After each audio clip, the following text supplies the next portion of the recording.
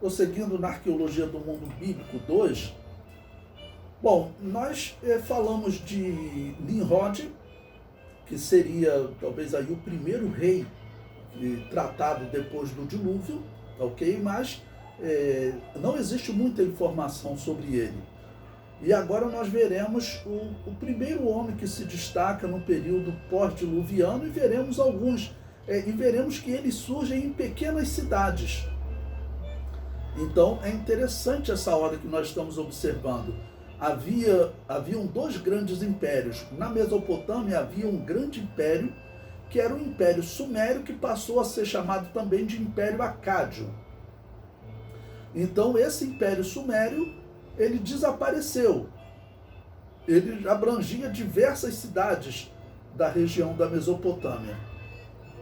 E agora nós estamos observando, cerca de 200 anos depois que aquele império desapareceu, surgindo cidades desenvolvidas e pequenos reis, né, crescendo, se desenvolvendo nessa região.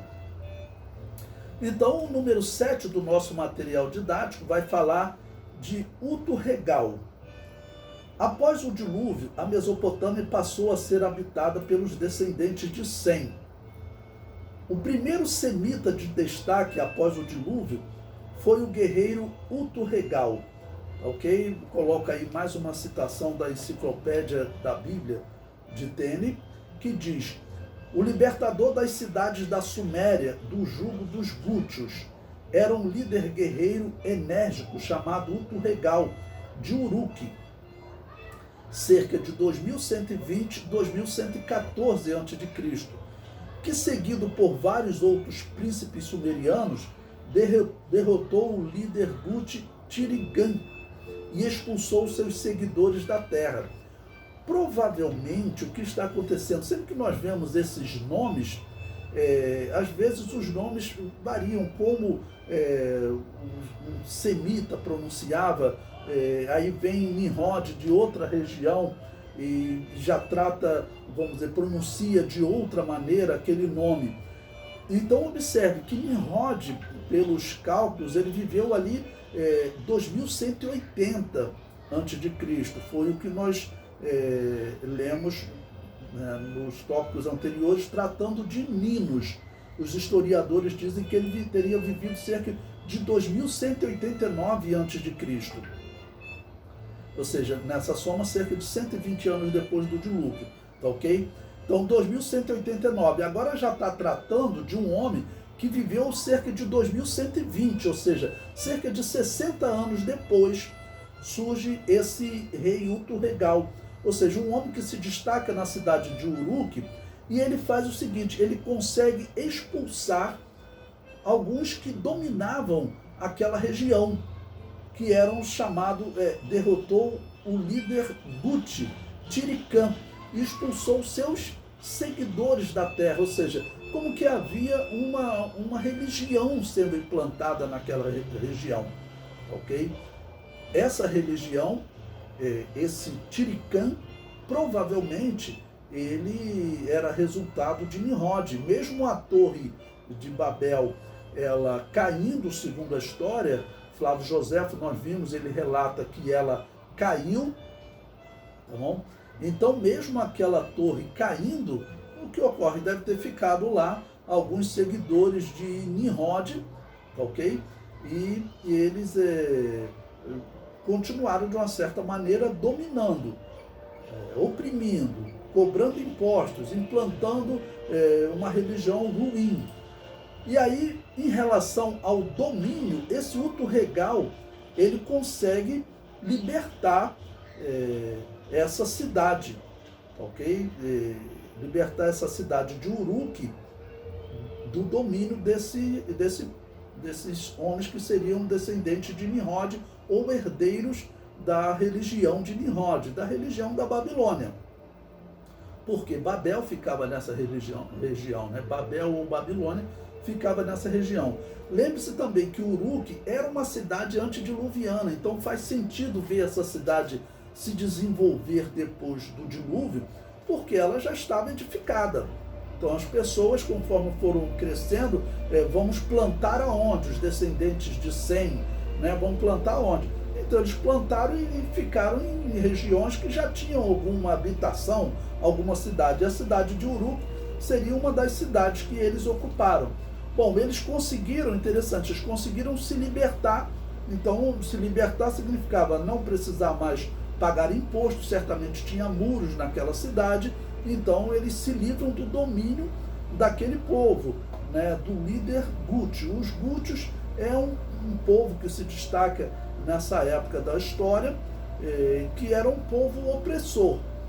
Então, talvez esse povo guerreiro opressor fosse exatamente os descendentes de Nimrod, aqueles herdeiros da cultura de Nimrod. O comentário prossegue. Utu-Regal, que viveu de 2120 a 2114, o seu reino, né, parece ter vivido próximo de Nimrod. Nimrod viveu próximo do ano 2200. Eu sempre falo em números redondos, eles falam 2189, eu procuro falar em números redondos, fica mais fácil para vocês guardarem.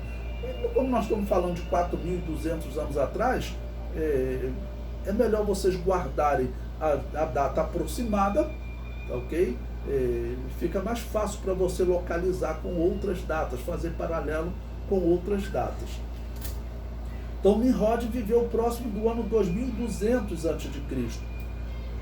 A batalha Utu-Regal para expulsar um grande invasor da Mesopotâmia pode ter sido uma guerra contra os descendentes de Nimrod, ou contra os herdeiros da cultura de Nimrod, essa cultura opressora, né? Ou como diz um aluno lá do Bethlehem, essa cultura miliciana, né? Eu vou aqui dar segurança para vocês, vocês vão me pagar imposto. Isso era um normal no mundo antigo. Então, como eu disse para vocês, tratando aqui de cerca de 100 a 200 anos depois do dilúvio, a população estava se desenvolvendo. E eles, porque eles precisavam ter muitos filhos, porque tendo muitos filhos, eles tinham mão de obra e eles vão começar a precisar de guerreiros para poder lutar contra esses invasores, porque nessa época já existiam aqueles que não queriam trabalhar, não queriam cultivar o solo para se alimentar, eles invadiam fazendas, invadiam regiões em que estavam sendo cultivado o solo. Bom, eu coloco aí para vocês também um texto de um artigo falando desse Utu-Regal, ok? Que é chamado o Poema da Vitória, de Utu-Regal, né? Ele descreve exatamente a vitória sobre esses gútios. Era um rei dotado de poder por Enlil. Eles não deixaram Tirigã ir, e um enviado de Utu-Regal prendeu Tirigã junto com sua esposa e filhos em Dabrum. Ele colocou algemas e uma venda nos olhos dele. Antes de Utu-Regal, o fez deitar a seus pés e colocou o pé em seu pescoço. Ele fez Gútio a cobra com presas. Aí tem interrogação que eles dizem uma parte que não dá para ler naquele texto, né?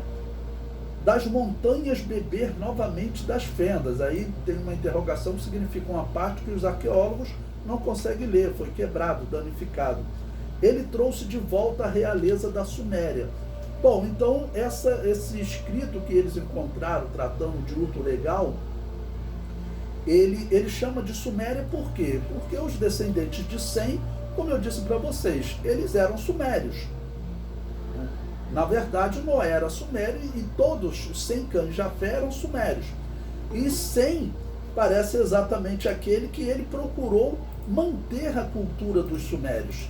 Ok? Então, e aquela região ali onde ele ficou vivendo, a terra de Sinar ou a terra dos sumérios. O termo Sinar tem a mesma origem de sumérios, são vocábulos parecidos. Ok? Então, por isso aqui ele fala que ele trouxe de volta a realeza da Suméria.